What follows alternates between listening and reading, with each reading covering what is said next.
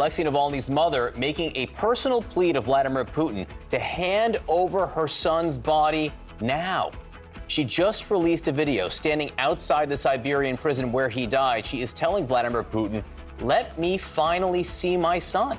Navalny's team says the Russian government is refusing to release his body for at least a couple of weeks to conduct some sort of chemical examination. Navalny's wife is suggesting her husband may have been poisoned again with nerve agent. CNN's Melissa Bell is live in Paris. Melissa, what else are you hearing from Navalny's mother in this message directly to Putin? Well, as we spoke about earlier, Audie, what we'd heard is from Dmitry Peskov, the Kremlin spokesman, pushing back against that video we'd heard from Yulia Navalnaya, the widow of Alexey Navalny. A very strong message she sent yesterday, accusing Vladimir Putin of being behind her husband's death. Now, this morning, the Kremlin pushing back against that, suggesting that neither Peskov nor Vladimir Putin had seen the video message. Almost immediately afterwards, we had a very strong tweet from Alexey Navalny's widow, pushing back, saying, once again, hand us back Alexey Navalny's body. And then this very dramatic video. Now, what you're about to see is Alexey Navalny's 70-year-old mother, who is standing outside the notorious polar wolf colony where he breathed his last breaths. Behind me is the IK3 polar wolf colony where my son, Alexey Navalny, died on February 16th. I haven't been able to see him for 5 days. They won't give me his body. They don't even tell me where he is. I'm addressing you, Vladimir Putin. The solution to the issue depends only on you. Let me finally see my son. I demand that Alexei's body be immediately handed over so that I can bury him humanely.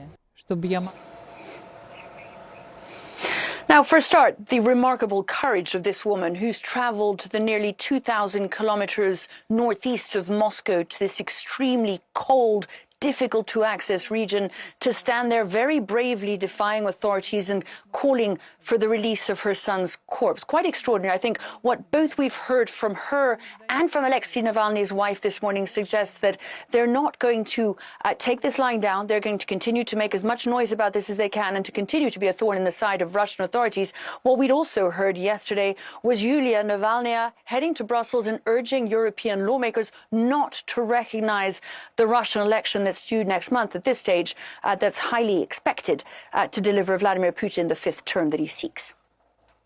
All right, Melissa Bell, thank you very much for that. Russian forces are advancing this morning after seizing control of a key Ukrainian town. Ukraine's army is under intense pressure at several critical points along the front lines. President Biden tearing into Republicans for failing to pass an aid bill for Ukraine. He's calling it a big mistake. House Speaker Mike Johnson also facing global criticism for his lack of action. CNN's Nick Payton-Walsh is there in Kherson, Ukraine. And Nick, to begin, the Ukrainian military is closely watching the movements of Russian troops. What do you think that they're preparing for?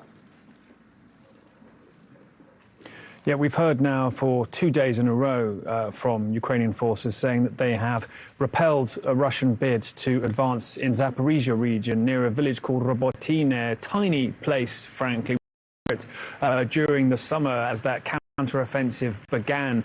And they claim that it's a place where Russia's put a lot of effort in and has been essentially repelled.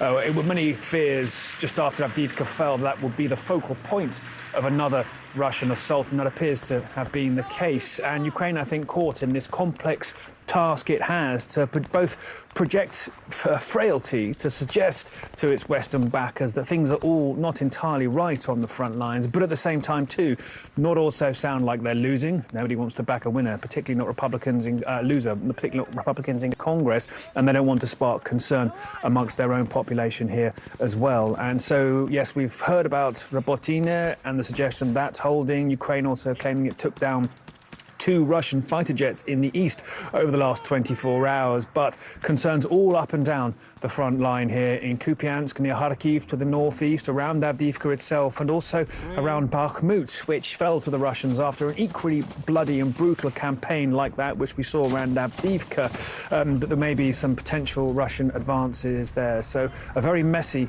few weeks ahead here, 2 weeks where Congress are simply not in session or able to even think about moving this urgently needed aid package forwards. But ultimately, a Russian force here that is clearly resurgent and now has the opportunity to redeploy the forces it used in Avdiivka somewhere else along the front line. And that's what has everybody deeply nervous.